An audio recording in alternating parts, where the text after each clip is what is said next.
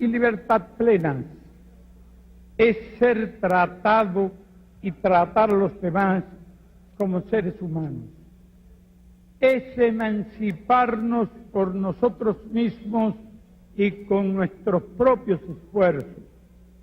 Es desafiar poderosas fuerzas dominantes dentro y fuera del ámbito social y nacional. Es defender valores en los que se cree, al precio de cualquier sacrificio. Es modestia, desinterés, altruismo, solidaridad y heroísmo. Es no mentir jamás ni violar principios éticos. Es convicción profunda de que no existe fuerza en el mundo capaz de aplastar la fuerza de la verdad y las ideas. Revolución es unidad, es independencia, es luchar por nuestro sueño de justicia para Cuba y para el mundo, que es la base de nuestro patriotismo, nuestro socialismo y nuestro internacionalismo.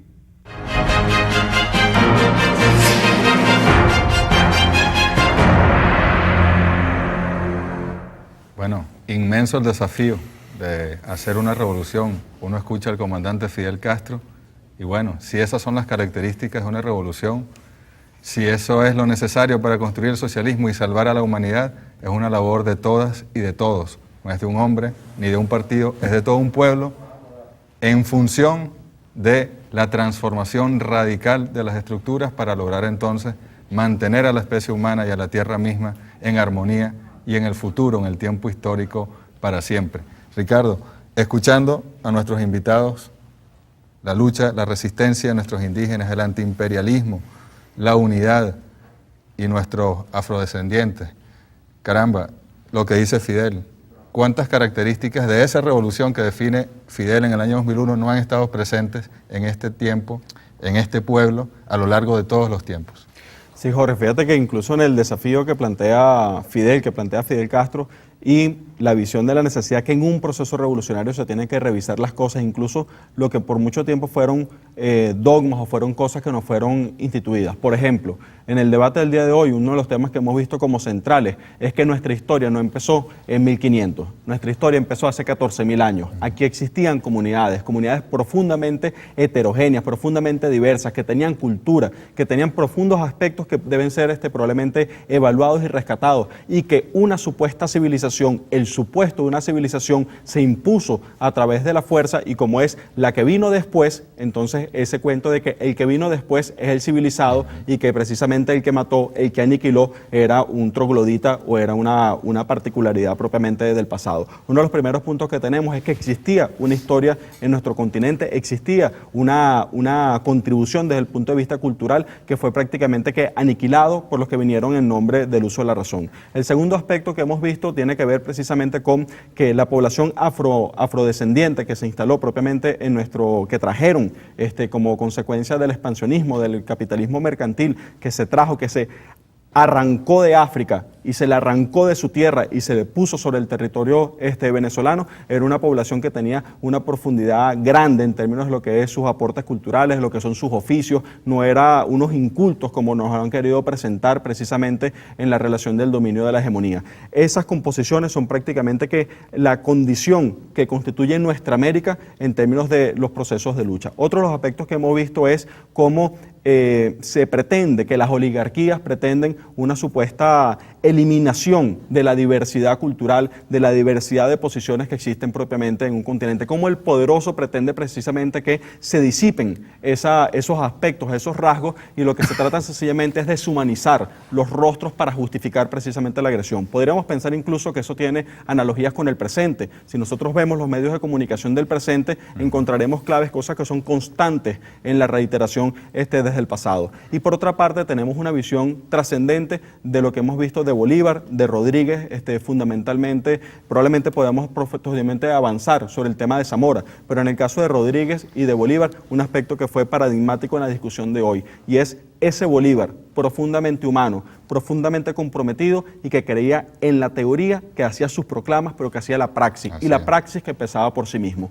Esto, como tú decías hace un momento, no son más que insumos para el debate que se ha esparcido propiamente a lo largo del país, en lo interno de nuestro territorio, y que tiene que ver con la participación en las bases. Pero teníamos precisamente la reflexión también del presidente el día de hoy. Sí, fíjate que en las líneas de Chávez el día de hoy, él nos dice, ¿no?, el desafío que hoy tenemos frente a nosotros es realmente grande. Para decirlo a los mesaros, refiriéndose al escritor húngaro, pues se trata de lograr la articulación desde lo teórico, pero sobre todo en lo práctico, concreto de la vida del pueblo como colectivo, conformado por hombres y mujeres individuales, entre el tiempo limitado de los individuos y el tiempo radicalmente ilimitado de la humanidad. Ese tiempo donde está esa historia y ese tiempo donde está la historia futura. Sí, incluso, Jorge, fíjate que nosotros tenemos una oportunidad de oro, los venezolanos, y la oportunidad tiene que ver que nosotros hemos planteado la construcción de nuestro socialismo, y tenemos que hurgar, que buscar. Cuando decimos socialismo bolivariano, cuando decimos socialismo con base indígena, ahí tenemos, por ejemplo, que cuando revisamos la historia encontramos que las sociedades indígenas igualitarias, dentro de esa diversidad, estaban precisamente dentro de lo que es la visión de nuestro espacio, del espacio que hoy ocupa Venezuela. Pero decíamos que son insumos precisamente para el debate, son insumos para la discusión. Un debate que se está dando. Exactamente. Que se está dando en todo el país, como lo decíamos. En este caso ha tomado la vanguardia a quien le correspondía tomar la vanguardia, que es el Partido Socialista Unido de Venezuela. Sus patrulleros y patrulleras, una de las funciones fundamentales que han tenido es la de reunirse a discutir sobre preguntas que pueden generar elementos de verdad importantes para la construcción desde abajo de nuestro socialismo. Y estamos viendo en las imágenes, en todas las regiones del país se han reunido en grandes foros, pero también y sobre todo el epicentro de la discusión se ha dado en las patrullas, en esos 20 o 30 compatriotas que se reúnen para generar socialismo. Y además, como les decíamos, ojalá no sea solo en el Partido Socialista Unido, en sus patrullas, sino que a partir de esta vanguardia se den los consejos comunales, se den los comités de tierra, se den las mesas técnicas de agua, se dé en toda la organización del poder popular y que podamos dar este debate en todas las instancias, incluso en la más rancia oligarquía, que se atrevan entonces a dar el debate sobre cuál es el modelo de país en lo económico, en lo político, en lo social, en lo cultural, en lo ético, que merece construirse en este momento histórico. Y decía Fidel, lo decía precisamente hace algún tiempo, decía, nosotros no tenemos miedo al debate de las ideas. Ahí está precisamente el debate de las ideas, de lo claro, de lo profundo, para la construcción de una sociedad distinta, de la construcción de la felicidad precisamente para todos, de la posibilidad de vencer. Así es. Y bueno, esperamos que este programa, y como bien lo hemos dicho varias veces, haya sido de utilidad para la reflexión individual, familiar, colectiva, para el debate de este proyecto. El presidente Chávez, lo recordamos con claridad, en el año 2004, después de un proceso difícil, los primeros años de revolución, una fase antiimperialista en la que entramos en ese mismo año, en el 2004 en el Estadio Gigantiño de Porto Alegre, nos dijo aquella gran conclusión: la única vía para superar el capitalismo es el socialismo. Y en esa construcción estamos. En el 2006 el pueblo votó por el presidente Chávez y él lo decía: el que vote por mí está votando por un proyecto socialista. Y en ese camino, en ese derrotero, estamos inmersos venezolanos y venezolanas con una posibilidad realmente histórica, que es la de construir nuestro socialismo en colectivo. Muchísimas gracias por habernos acompañado. Vamos a despedirnos también con el presidente Chávez. Buenas noches.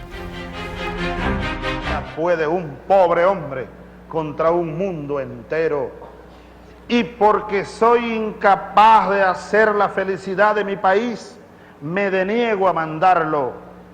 Hay más aún, los tiranos de mi país me lo han quitado y yo estoy proscrito. Así, yo no tengo patria a quien hacer el sacrificio. Así murió Bolívar. La lucha sigue.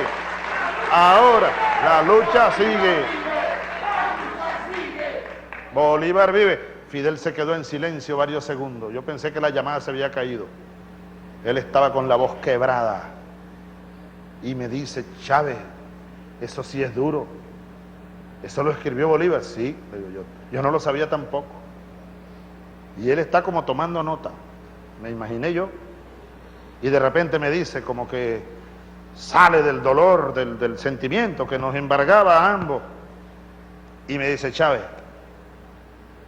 óyeme, Bolívar murió así, pero ni tú ni yo moriremos así. Nosotros venceremos.